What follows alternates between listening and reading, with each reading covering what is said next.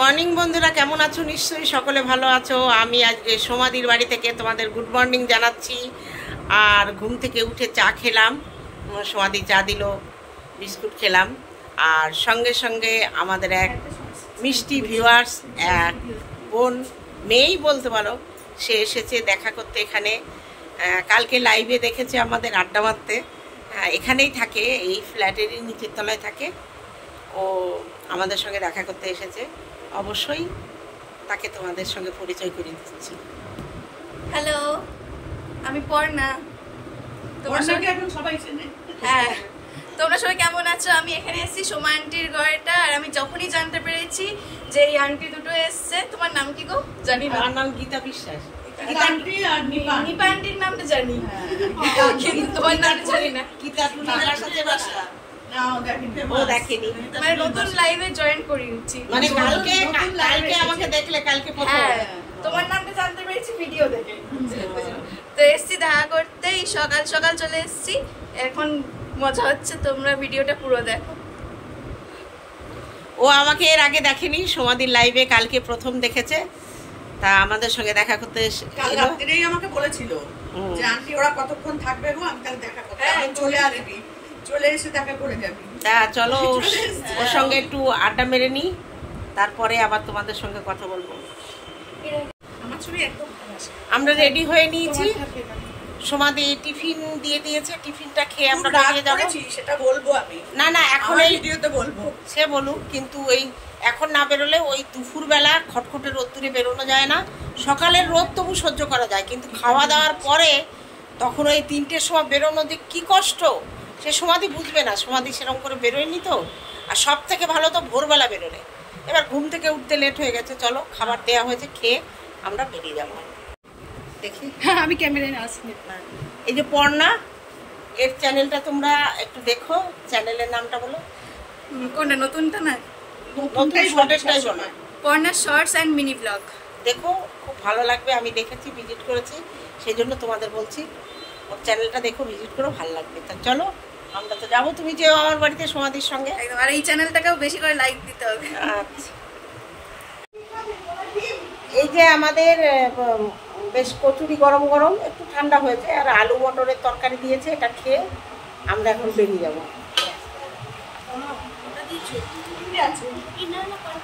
কেন?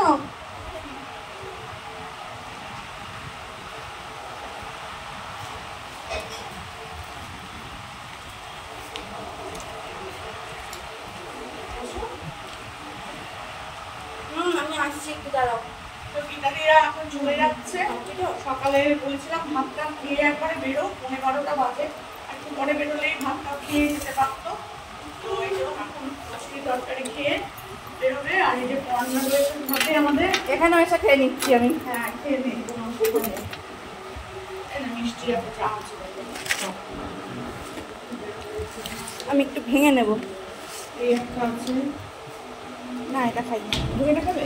তুমি আমাকে এটা একটু ভেঙে দাও শুধু। তুই নিয়ে নে না, নিয়ে নে। এটাও কিন্তু হ্যাঁ, তুই নিয়ে নে। আমি কেন? নিয়ে নে পুরোটা। না, ওগুলো খাই না মিষ্টি।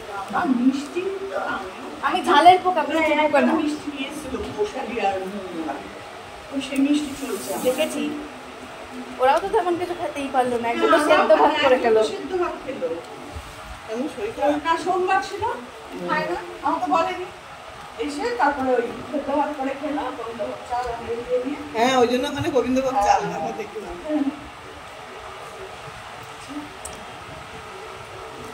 তুমিও তো খেয়ে নিতে পারতে। তাহলে কি খাবে তুমি? তো সকালে না খেয়ে থাকো কেন? না খেয়ে থাকি না, মাকে কিছু না কিছু এই কদিন ধরে খাওয়া তোমাকে এভাবে। গুড আফটারনুন বন্ধুরা, কেমন আছো? নিশ্চয়ই সকলে ভালো আছো, আমিও ভালো আছি। সমাধির বাড়ি থেকে বাড়ি চলে এলাম 12:45-এর ট্রেন ধরে, গেদে লোকাল ধরে সোজা বগুলা এসে নেমে এখন নিয়ে বসেছি তো গোবিন্দভোগ চাল, মুগের ডাল, একটা আলু, একটা উচ্ছে, একটা গাজর, কাঁচা লঙ্কা দুটো দিয়ে, আর একেবারে হলুদ দিয়ে, লবণ দিয়ে, একটু ঘি দিয়ে বসিয়ে প্রেসারে সিটি মেরে নিয়েছি 3টে। এবার এটা খাবো, গন্ধ কিন্তু দারুণ বেরিয়েছে। ও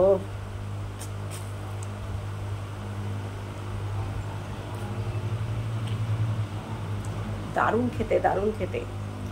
একটু ঠান্ডা হলে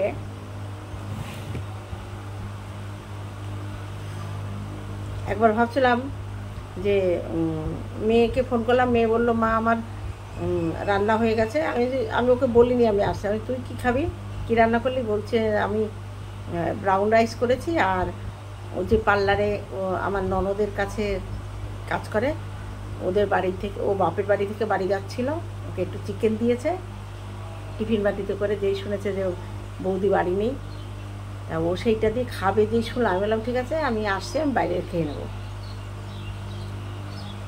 আমি আর বাইরে খাইনি, হোটেলে ভাল লাগে না খেতে। আর সমাধি বড় বড় পুরি দিয়েছিল 3টে, খিদেও লাগেনি। এই এখন চান করে এখন খিদে লাগলো। পুরিটা খুব সুন্দর ছিল, তরকারিটাও ভালো ছিল। দেখছো কেমন দেখতে হয়েছে? এই সোমাবুড়ি দেখ, আমি চালে ডালে খিচুড়ি রান্না করে খেয়েছি।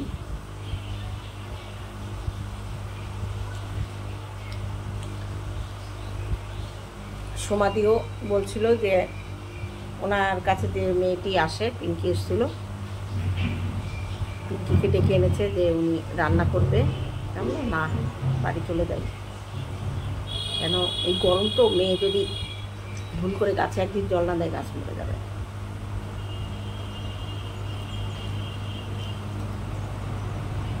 দারুণ হয়েছে খেতে। তা চলো খাওয়া দাওয়া করে পরে আসবো।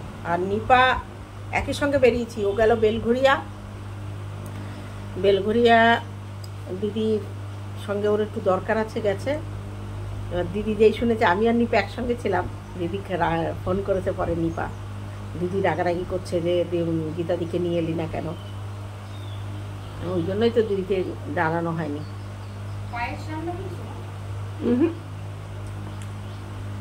দারুণ লাগছে খেতে রে, খাবি একটু?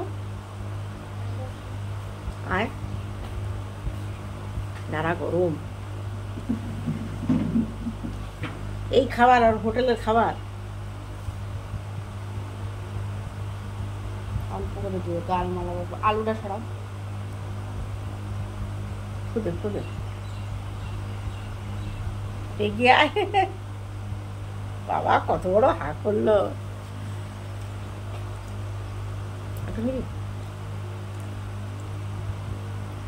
ঘি মি দিয়ে তো একেবারে এই 2 ফোঁটা ঘি দিয়েছি, তেল দিয়ে।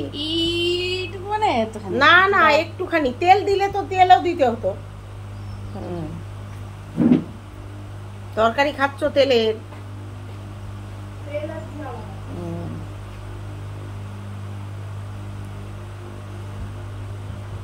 খুব গরম।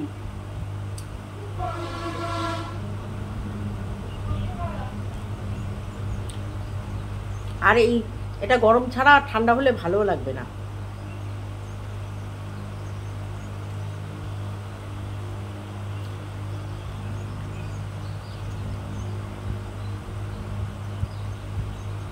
চলো খাওয়া দাওয়া করে পরে আবার দেখা হবে।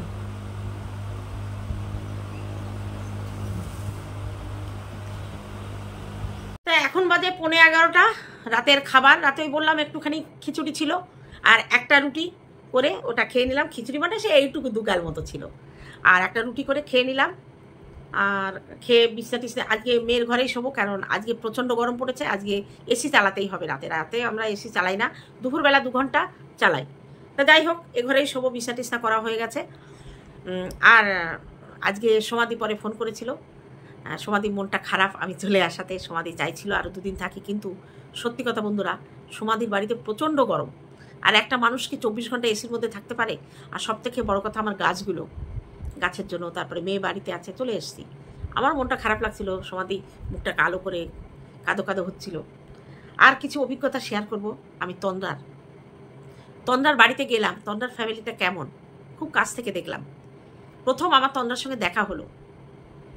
তন্দ্রার হাজব্যান্ড যে, সে কি করে এটা আমি এখানে এসে বলবো না, কারণ সব সময় সব কিছু সামনাসামনি বলা যায় না। ছেলেটা এত ভালো, চিন্তা করা যায় না।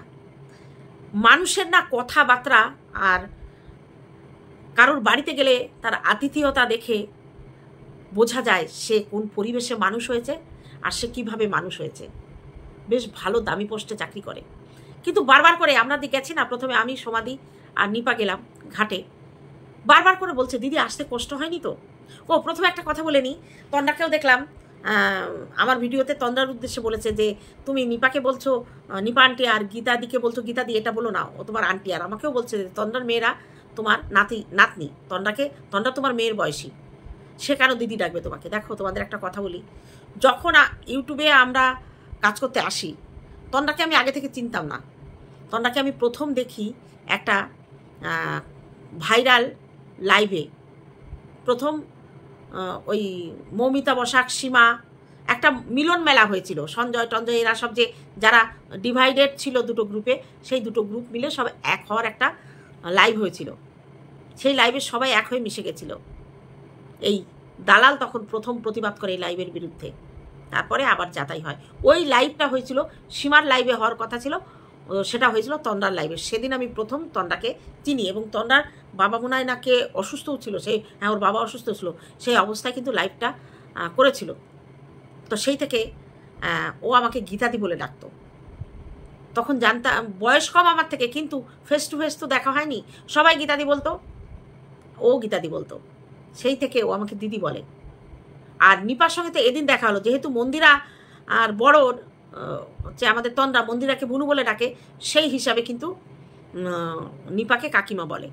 তা যেহেতু দিদি হলেও না, আমাকে দিদি ডাকলেও আমি কিন্তু ওকে আমার মেয়ের মতোই স্নেহ করি, আর মেয়ের মতো যদি অন্যায় দেখি শাসন করি। আর ও কিন্তু আমাকে বলে যে তুমি আমার এই কাজটা আমার মায়ের মতো করলে, তোমাকে আমি মায়ের মতো ভালোবাসি। তা সেটাই বললাম। এরপরে আসি, তন্দ্রার হাজব্যান্ড খুব ভালো, তন্দ্রার দাদা। আমি ভাবতে পারিনি যে এটা তন্দ্রার দাদা, মনে হচ্ছিল তন্দ্রার ভাই। খুব মিষ্টি একটা চেহারার ছেলে, মানে তন্দ্রাকে দেখলে অনেক সময় রাগি রাগি মনে হয়, কিন্তু ওর ভাইটা একদম নিরীহ মুখটা। ব্যাঙ্গালোরে চাকরি করে, এবং গৌরীয় মঠ নাকি যাই হোক কোনো মঠের শিষ্য, বিয়ে থা করার কথা চিন্তা ভাবনা করে না। আর দেখলাম তন্দ্রার মাকে, তন্দ্রার মায়ের মুখটা না সত্যি মমতাময়ী মায়ের মতো। আমি ওখানে ভিডিও করতে পারিনি, তোমরা হয়তো বলবে যে তন্দ্রার মা বর এদের নিয়ে একটা ভিডিও করলে, পারিনি। আমার ক্যামেরা ওখানে, আমার ইচ্ছে মন চায়নি যে এই সময় ওনাকে ক্যামেরায় ধরিনি আমি। ওই যে ঘাটে একটুখানি করেছিলাম আর আসার সময়, তা উনি সত্যি, ওনাকে দেখে আমার নিজের কথা মনে পড়ছিল যে এই সময়টা মেয়েদের উপর দিয়ে যে কী যায়। আমি না নিজে ফিল করছিলাম যে ভদ্রমহিলা মানে এত আঘাত পেয়েছে, এই আঘাত সহজে মেনে নেওয়া যায় না। ওনার সামনে, ওনার হাতের উপরে, তন্দ্রার মামা সেজ মামির হাতের উপরে মারা গেছে ওর বাবা, ডায়ালিসিস করে বাড়ি আসতে পারেনি, মামা বাড়িতে ছিল। মামিও খুব ভালো। তা ওই পরিবারটা, ওই বাচ্চা দুটো, আমরা গেছি, বলছে যে ও আমাকে দিদুন ডাকছে, আমি কিন্তু ওকে নাতনির মতোই দেখেছি। বলছে দিদুন তোমরা এসেছো, ঘর ভরে গেছে, তোমরা কদিন থাকবে, 4 দিন না 5 দিন? আমি যে আমরা একটুখানি পরেই বেরিয়ে যাব, এক্ষুনি বেরিয়ে যাব। বলছে আমাদের ঘরটা আবার ফাঁকা করে দিবা, এবং আগামী 1 বৈশাখে ওদের বাড়ির অনুষ্ঠান, ওর মা, ওর দাদা, ওর হাজব্যান্ড তন্দ্রা বারবার করে আমাদের যেতে বলেছে। আমরা যারা গেছিলাম, আমি, তারপরে সমাধি, তারপরে আমাদের নিপা, মিঠু গেছিল, আরও স্বপ্না গেছিল। তা পারবো কি না জানি না, পারবো না মনে হয়। 1 বৈশাখে বাড়ি থেকে কোথাও যাওয়া আমাদের মানে আমার শাশুড়ি পছন্দ করতো না, যেটা নিয়ম, বাড়ি থেকে ওই দিন কোথাও কাউকে যেতে দিত না। আর ওখানে গিয়ে দিনের দিন অনুষ্ঠানের খাওয়া দাওয়া করে চলে আসা একটা কেমন কষ্টদায়ক। আর এমনি আমি শ্রাদ্ধ বাড়িতে খাই না, অতএব হয়তো যেতে পারবো না। আমাদের না ডাকতেই আমরা যখন ইচ্ছা করে তন্দ্রার পাশে গিয়ে দাঁড়িয়েছি, তন্দ্রার প্রতি আশীর্বাদ থাকলো, এবং ঈশ্বরের কাছে প্রার্থনা করব তন্দ্রার বাবার যেন গোলক ধাম প্রাপ্তি হয়, এবং তন্দ্রা এবং তন্দ্রার দাদা ওনার উদ্দেশ্যে যে কাজ করবেন, সেই উদ্দেশ্য, সেই কাজটা যেন স্বয়ং সম্পূর্ণভাবে মানে কাজটা মিটে যায়, তার জন্য ঈশ্বরের আশীর্বাদ দরকার। আর তন্দ্রাকেও আমি এখান থেকে আশীর্বাদ করছি, তোমরা 2 ভাই বোন মিলে তোমার বাবার কাজ সুন্দরভাবে, আর তুমি তন্দ্রার হাজব্যান্ড মানে তন্দ্রার দাদা যে ভগ্নিপতি পেয়েছে, সাধনা করা লাগে, ভাগ্য করা লাগে, ওরকম একটা জামাই বাড়িতে পাওয়ার জন্য তোমাদের কাজ নির্বিঘ্নে উঠে যাবে, আশীর্বাদ করব। আর বন্ধুরা সত্যি খুব মানে চোখের সামনে ভাসছে, কি সুন্দর বাড়ি করেছে। এখন কে থাকবে বাড়িতে? তিল তিল করে একটা বাড়ি করেছে। তন্ডা মনে হয় ওর মাকে এখন নিয়ে যাবে, একা তো রাখা যাবে না, ওর দাদা ব্যাঙ্গালোরে চাকরি করে, আশ্রমের দীক্ষিত। আমি তন্ডাকে বললাম কি করবি মাকে? বলছে মাকে আমি নিয়ে যাব। তন্ডা বলছে গীতাদি আমার বাবা কি কষ্ট করে তিল তিল করে টাকা জমিয়ে এই বাড়িটা করেছে, এই বাড়িটা কে পরিচর্যা করবে? যেদিকে তাকাচ্ছি বাবার ছোঁয়া, বাবার ছোঁয়া।